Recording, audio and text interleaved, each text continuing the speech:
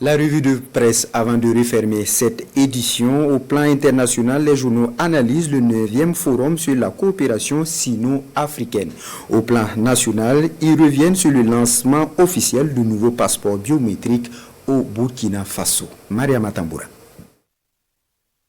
Le gouvernement burkinabé veut être au diapason des standards internationaux pour ce qui concerne ses documents de voyage, notamment ceux édictés par l'Organisation de l'aviation civile. Dans cette optique, il a lancé officiellement le nouveau passeport biométrique.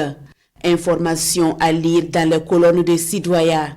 Avec une puce électronique de collecte et de stockage de données de grande capacité, le Burkina Faso veut se hisser au niveau des pays qui assurent un niveau élevé de sécurité des titres de voyage, explique le journal Le Pays. Un passeport biométrique sans mention CEDEAO, écrit le journal Le Quotidien. Le Quotidien qui note également que ce changement marque une étape importante dans l'affirmation de l'identité nationale burkinabé et souligne une volonté de renforcer la souveraineté du pays tout en répondant aux exigences de sécurité internationale. Aujourd'hui au Faso, de préciser que les anciens passeports sont toujours valables jusqu'à expiration.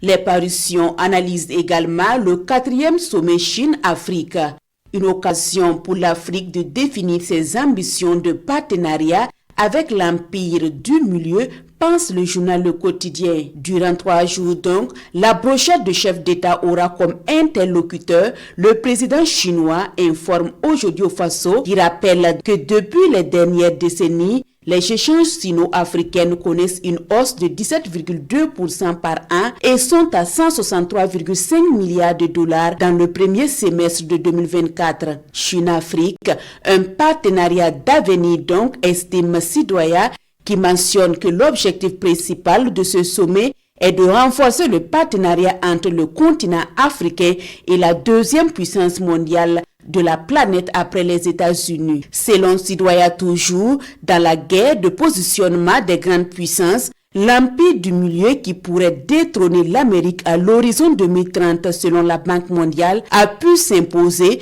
comme le premier partenaire commercial de l'Afrique.